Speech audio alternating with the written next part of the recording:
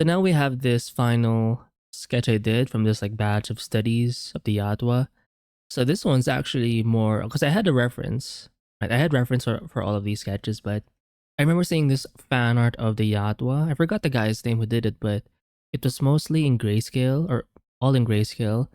Maybe there was a bit of red for like the laser thing they have, but it was mostly black and white.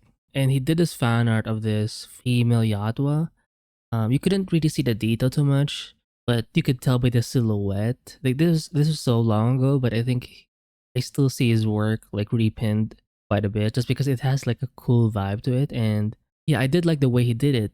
You can tell that the body was kind of very feminine, but it wasn't like too frail, like too petite. Like it had a bit of like muscle in it. Just think of like a CrossFit gym shark chick. Like they're not like you can tell they can move their body like with strength, and they just they look like an athlete that can cause damage. Like if they stepped on you for fun, it's gonna be fun. But if they decided to go a bit harder, they could actually hurt you. Those types of bodies. So I did like that, but at the same time, I like the fact that they were still able to achieve that more feminine kind of silhouette. They're not as thick as the male ones, like in this design or in this reference, but you can tell again, they have that athletic sort of gym girl kind of look. I did like the mask too. I think I based it off of that guy's artwork a bit, but also it ended up looking a little bit like the Yatwa from like the mask of the Yatwa from. I think that the title of the movie was simply Predator, and that's it. Basically, they're not on Earth. They were like captured from Earth, and then they were dropped into this like alien planet. Not exactly like Yatwa, like the main Yatwa world, but like a different off-world thing. But the Yatwas too were of a different kind. I forgot the actual terminology for those, but they're kind of like the guy from Prey, where they kind of look a little more ugly. They're not ugly. They're just different from like the main Yatwa we know. You did see the main one or the typical one, but he was like captured in that movie, which is sad because he did eventually die. Like I really wanted the show or the movie to end with him kind of winning and beating the bad Yatwa. I mean, they're all kind of bad, but there's like a more noble kind, and then there's like these guys who are a little more like different, not just look wise but culture wise. So I don't know. I just wanted that. Even the fact that the guy or the Yatwa that was captured was able to like negotiate a little bit with the human guy, right? With the I forgot the guy's name, the actor's name, but like in the end, like he kind of got what the human guy was saying. So I don't know. It just felt like they're very contractual. Like they go by their word. That kind of vibe. I do respect that. But again, he did die in a very gruesome way as well. Anyway, so one of those Yatos had like a mask. I think the guy's name is Falcon or something, or he has like a. It's not a real Falcon, but it's like a flying drone. So maybe that's why it's called the Falcon, because he has like a flying drone. It kind of looks like a falcon, which just helps him see his like prey, for surveillance or whatever. So it kind of looks like his mask, but I think for that guy's mask, it's way thicker, way bigger. This one, I did want to make it thinner, more feminine, and I did enjoy it. Also, I noticed that in the Yato for the Predator Badland film, their hair starts like in their forehead. I'm not sure how I feel about that. Maybe that's why it makes them look a little more human.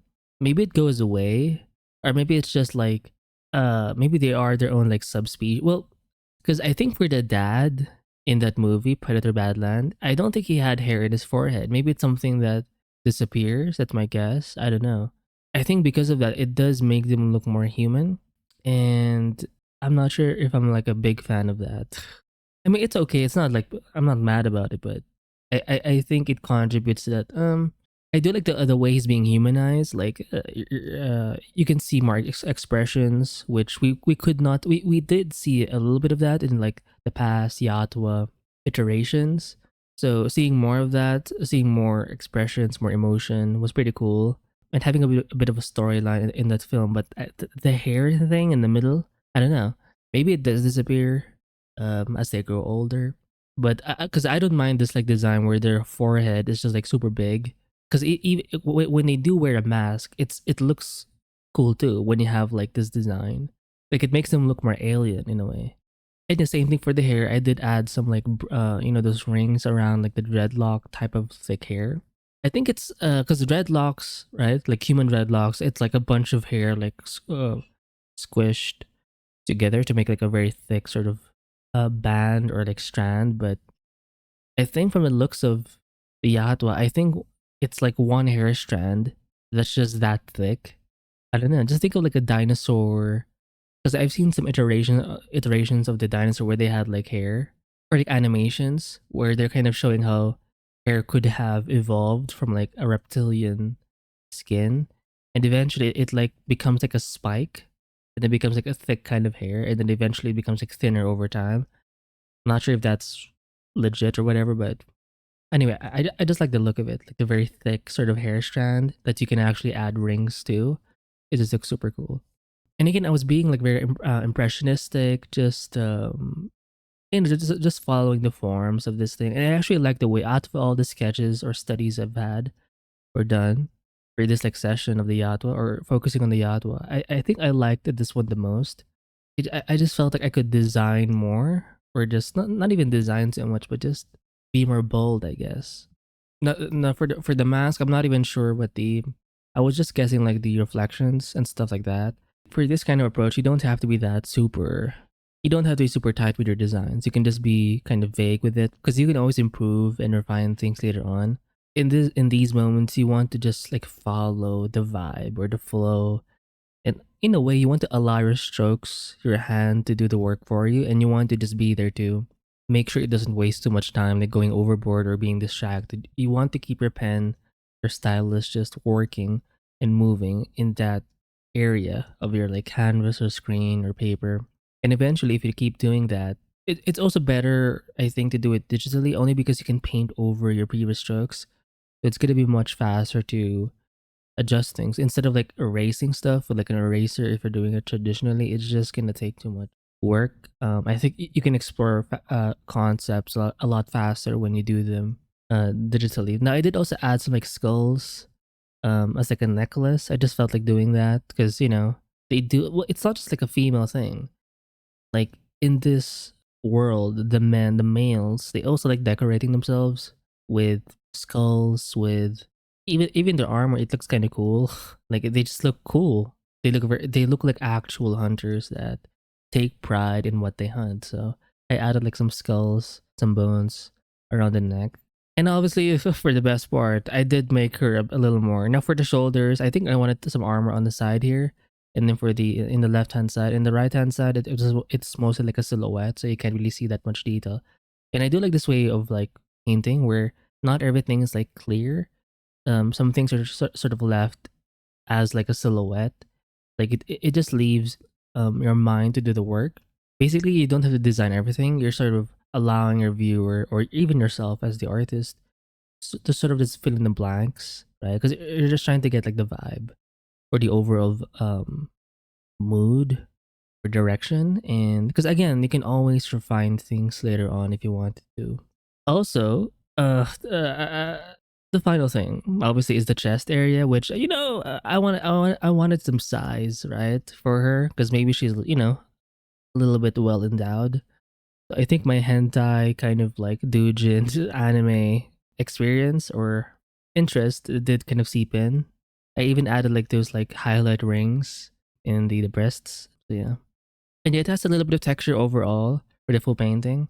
I do like that. It isn't like the others where it has way more texture. I think if you're trying to make something quick, you want to have a brush that's a bit more solid and not too like textury. You can save those for like later if you want to add some brush variety to your work. But when you're painting stuff in generally or like in a general way, let's say you just want an idea out.